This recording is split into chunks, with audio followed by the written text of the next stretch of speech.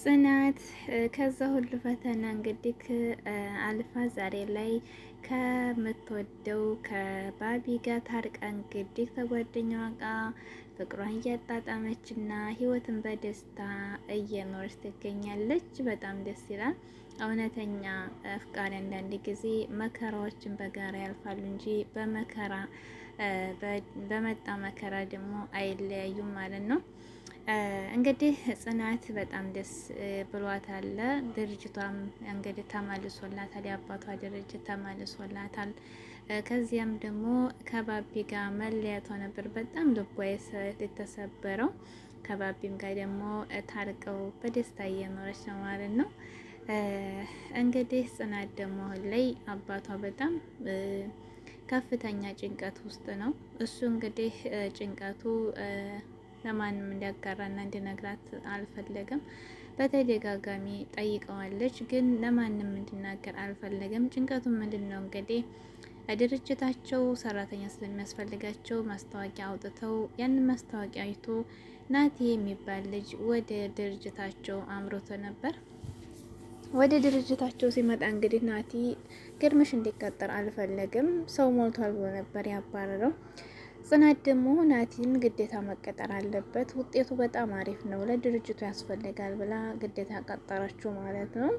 እንዲሁም ደግሞ የጽናት አባትና የናቲ አባት ስማቸው ተመሳሳይ ስለሆነ እንዴ ስማችን እኮ ተመሳሳይ ነው፣ ናቲ ወንድሜ ነህ እንዴ እየተባባሉ እየተቀላለዱ ነበር። እዚያ መሀል ግን ትልቅ ጭንቀት ግርምሽ ይታይበታል። ግርምሽ እንግዲህ ከሌላ የሚወልደው ጽናት የማታውቀው ጽናት እንግዲህ አንድ ልጅ እንደሆነች እና ወንድም እናት እንደሌላት ነው የምታውቀው። ግርምሽ ግን ናቲ ልጁ መሆኑን ያውቃል። ነገር ግን እንደ ልጅ አላሳደገውም፣ ወይም ደግሞ ከእናቱ ጋር ሆኖ አባቱ እንደሆነ አያሳወቀውም ማለት ነው። በዚህ ምክንያት ነው በጣም ጭንቀት ውስጥ የገባው እና ይሄን ነገር ደግሞ ጽናትን ተደጋጋሚ ምን ሆነን የምትጨነቀው? አንተ እኮ አባቴ ብቻ ሳትሆን ጓደኛ ያምነክ፣ ስለዚህ ምንድን ነው የሆነ ነገር አለ መሆን የምትጨነቀው? እኔን እኮ ረሳኝ አባዬ እያለች ብትለምነውም ሊነግራት አልቻለም። ነገር ግን ሲወጣም ሲገባም በጣም ጭንቀት ውስጥ ነው።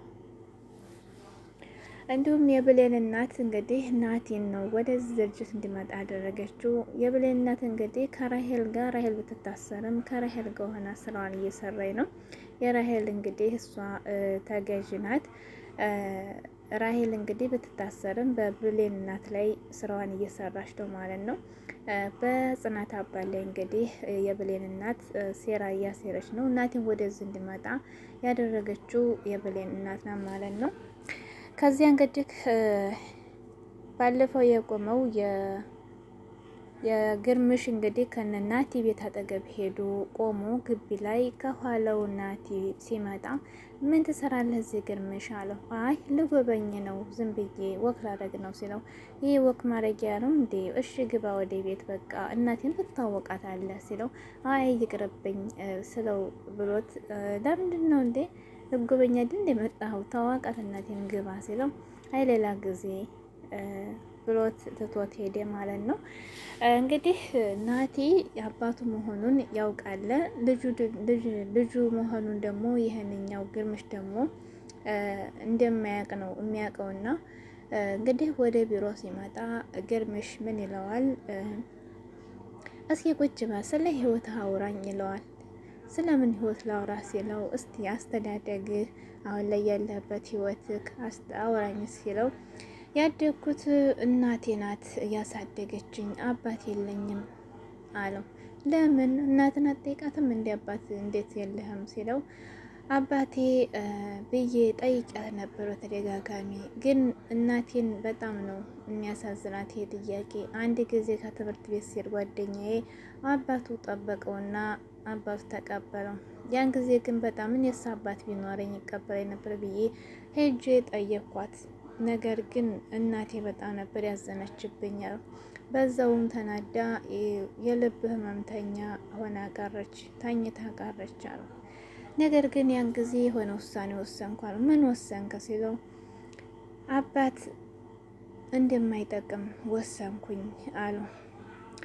እናቴን አባቴ ማን ነው ብዬ አይደል ያሳመንኳት። ስለዚህ እናቴን ያሳመመባት ደግሞ አይጠቅመኝም ብዬ አባቴ እንደማይጠቅም እንደማያስፈልገኝ ወሰንኩኝ አለው። ልጁም አባቱ መሆኑን ያውቃል። አባትም ደግሞ ልጁ መሆኑ ይታወቃል። ነገር ግን ያልተፈታ ነገር ዝግ መሀቁን አልተዋወቁም። ጽናት ግን ይሄን ጉድ አታውቅም። የአባቷ ጭንቀት አልገባትም። ከዚያም እንግዲህ የብሌን ጓደኛ ደግሞ ያሬድ ይባላል። ያሬድ ደግሞ የጽናት ጓደኛ ባቢ ጓደኛ ነው። እንግዲህ ይህ ናት የሚባል ልጅ ወይም ደግሞ የብሌን እናት ያመጣችው ወደ ጽናት ድርጅት ወይም የግርምሽ ልጅ የጽናት ወንድም ማለት ነው። የያሬድ ወንድም ነው። ያሬድና ናቲ ወንድማማቾች ናቸው። እንግዲህ እናታቸው ህመምተኛ ናት። ለእናታቸውን ለማሳከም ነው ናቲም የብሌን እናት እንግዲህ ወደዚህ እንዲቀጠር ያመጣችውና እንዲሰራ ያደረገችው ለእናቱ ማሳከሚያ ነው። እናም ከዚያ በኋላ እንግዲህ ባቢና ጽናት ወቅት ሲያደርጉ ያሬድና ናቲም ደግሞ አንድ ላይ ሲሄዱ ይገናኛሉ። እንዴ ያሬድና ናቲ ደግሞ ትታወቃላችሁ እንዴ አለች ጽናት። ወንድምና ወንድም ነን እኮ አላት ያሬድ። እና ጽናት ጋር ይታወቃላችሁ ያሬድ አለው ናቲም። አይ የባቢ ጓደኛ ናት፣ በዛ ነው ያወኳት። ባቢ ደግሞ ጓደኛ ነው አለው። እናም እነ ጽናት ድርጅት ተቀጥሮ እንደሚሰራ ያሬድ ሰማ። ከዚህም በኋላ ሁሉም ተደናገጡ። ጽናትና ባቢም ለምንድን እንደዚህ የሚሸሻሸጉት? እንግዲህ ያሬድ እንደነገረኝ ናቲ የሚባል ሰው ወንድሙ ከሰው ጋር እንዲሆንና የሆነ ከሰው ጋር እንዲቀራረብ አይፈልግም አላት። ከዚያ በኋላ ቻው ተባብለው ወደ ቤት ሲገቡ የብሌን እናትም ከቢሮ መታ ግርምሽን ምንድን ነው የሚያስጨንቅ ነገር ንገረኝ እስቲ ምንድን ነው? በጭንቀት እኮ ሞክ ስትለው ሮማን የድሮ እኮ መልካም ሴት አይደለሽም።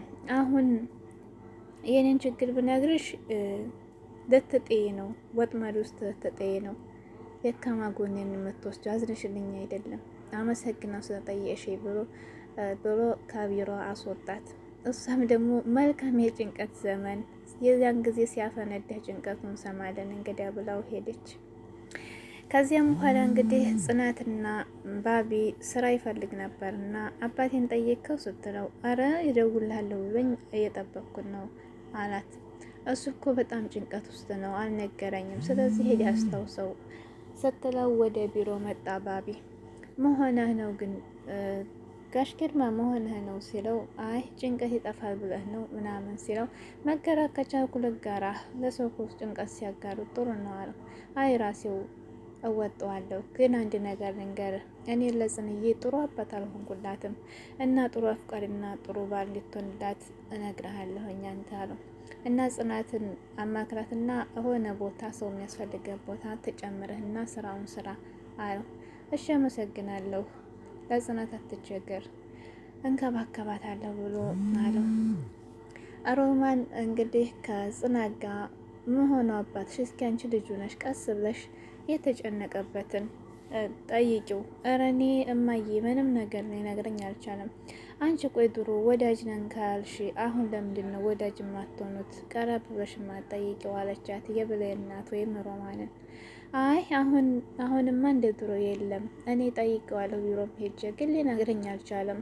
ምናልባት ህይወታችሁ አዲስ ነገር ተፈጥሯል እንዴ አለቻት። አረ ምንም ነገር አዲስ ነገር የለም፣ ድርጅታችን ተመልሷል። በቃ ምንም ሁሉ ነገር ስራችን እየሰራን ነው። እኔም ትምህርት እየተማርኩ ነው። አዲስ ነገር የለም ማየ አለቻት። አይ ድርጅት ቦታም ስራ የሚሰራ ሰው አዲስ ሰው ከመጣ ምናምን አለቻት። ያን ስትላት ግን ናቲ መምጣቱን መንቃት ነበረባት ጽናት። ነገር ግን አልነቃችም። ምክንያቱም እንዲህ ያለ ነገር እንዴት ይፈጠራል ብላ ያው ማንኛውም ሰው ማስታወቂያ አይቶ ወደ ቢሮ ይቀጠራል። እሱም ደግሞ እንደዛ ነው የተቀጠረው ናቲ። ስለዚህ ውስጡን ነገር ደግሞ ጽናት አታውቅም እና ምንም አልጠረጠረችም ማለት ነው። አይ ያው አዲስ ሰው ከመጣ የምን አዲስ ሰው አልመጣም ወደ ቢሮ ምንም ነገር የለም ማለቻት። ያን ግን ስትላት ትነቃለች ብላ ነበር። ይህን ደግሞ አታውቅም ውስጡን። በስተመጨረሻም እንግዲህ ግርምሽ እንግዲህ ናቲ ከነጽናትና ከነባቢ ጋር ያሬድን እንድትቀራረብ አልፈልግም፣ ካሁን በኋላ ከማንም አትቀራረብ እኔ እናንተ እናታችን ብቻ ነው ለህይወት የምናስፈልገው። እኔ እናንተ ለእናታችን ብቻ የምንኖረው ማንም አያስፈልገንም አለው።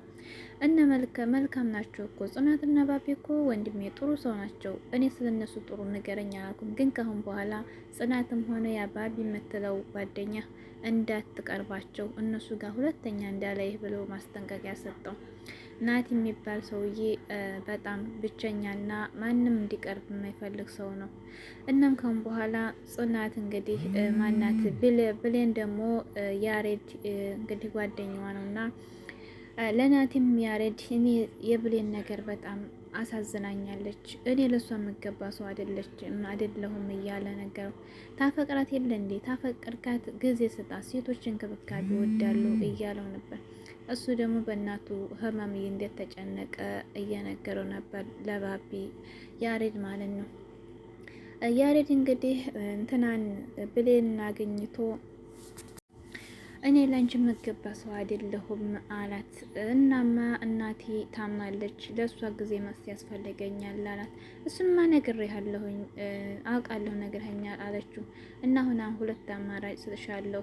ስለዚህ አንድ ተኔ መራቅ ወይም ደግሞ እኔ በምፈልግበት ሰዓት አገኝሻለሁ፣ ግን እንዳትቀየም ይፈልጋለሁ። ግን እኔ አማራጭ ሰጂ፣ እኔ ላንቺ ብቁ መሆን ሰው አይደለሁም ማለት ፍቅር እንግዲህ እንዲህ ነው። እኔ አንተ የምትሆነው ሁሉ ሆናለሁ፣ ችግሮቻችን ሁሉ በጋራ እንጋፈጣለን፣ አብሽር አለችው። ጽናትና ናቲ እንግዲህ ወደ ግርምሽ ቢሮ መጥተው ጽናትም ሰላም ልትለው ትምህርት ቤት ስትሄድ አባቷን ጧትም ሰላም አላልከኝ፣ ማታም ደግሞ ዝም ብለህ አደርግና ሰላም ልመጣሁ አለችው። ከናቲ ጋር እንዳለ እህቴ እንዴት ነሽ፣ ወንድሜ እንዴት ነህ ተባባሉ። ግርምሽ በጣም ነው የደነገጠው። እነሱም ደግሞ ምን ያስደነግጣል አባዬ ስትለው ጮኸባት። እየጮክብኝ እኮ ነው አባዬ፣ ምን ሆነህ ነው አለችው። አይ እህቴ ወንድሜ ስንል ገርመነው ነው መሰል፣ ስማችን እኮ ያባታችን ተመሳሳይ ስለሆነ እየተጫወትን ነው ብሎት ናቲ ወጣ። ጽናትም ደግሞ ይቅርታ አባቷ ጠየቃት። ግርምሽ በጣም ጭንቀት ውስጥ ነው። ውድ ቤተሰቦች ሰብስክራይብ፣ ላይክ፣ ሼር እያደረጋችሁ ቀጣይ እንጠብቃለን። በያላችሁበት ሰላማችሁ ይብዛ።